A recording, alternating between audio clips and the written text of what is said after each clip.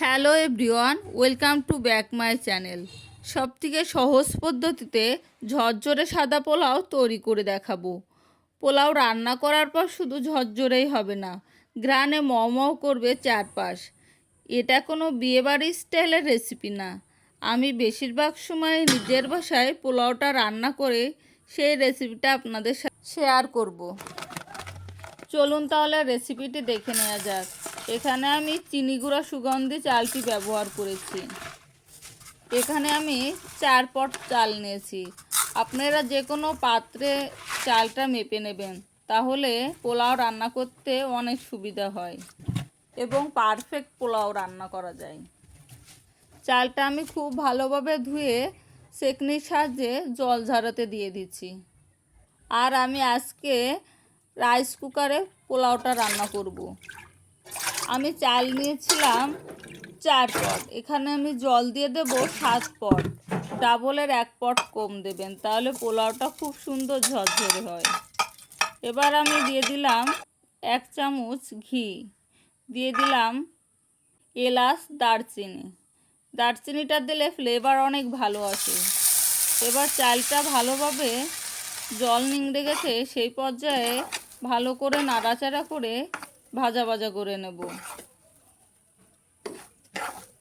এই তো কড়াই থেকে যেই খুব সুন্দরভাবে ঝরঝরেভাবে উঠে আসবে, তখন ভাববেন চালটা ভাজা হয়ে গেছে।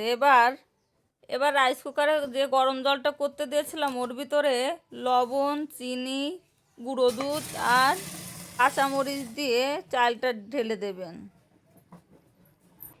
এবার ঢাকা দিয়ে রাখলেই তৈরি হয়ে যাবে আপনার ঝরঝরে পোলাও। দেখুন বানানো কত সহজ, কোনো রকম ঝামেলা ছাড়া এভাবে বাড়িতে তৈরি করে নিতে পারবেন এই সাদা পোলাওটা। এবার আমি পেঁয়াজগুলো ভেজে নেব। পেঁয়াজ ভাজার সময় সামান্য চিনি দেবেন, এতে করে পেঁয়াজ খুব তাড়াতাড়ি ব্রেস্তা হয়ে যায়। এবার উপর থেকে ভাজা পেঁয়াজগুলো ছড়িয়ে দেব। উপর থেকে দিয়ে দিলাম কিছুটা কাঁচামরিচ। এইভাবে পোলাও রান্না করলে একদম পারফেক্ট পোলাও রান্না করা যায়, আর পোলাও হয় একদম ঝরঝরে, কোনো বাড়তি ঝামেলা ছাড়াই এভাবে যে কেউ পোলাও রান্না করে খেতে পারবেন। আর পোলাও রান্না করার সময় সবসময় ঘিটা ব্যবহার করবেন, এতে স্মেলটা অনেক সুন্দর আসে। চারিদিক ঘ্রাণে মও করছিল, আর দেখেছেন একদম ঝরঝরে হয়েছে পোলাওটা। ভিডিওটি ভালো লাগলে লাইক, কমেন্ট অ্যান্ড শেয়ার দিয়ে পাশে থাকবেন। ধন্যবাদ সবাইকে।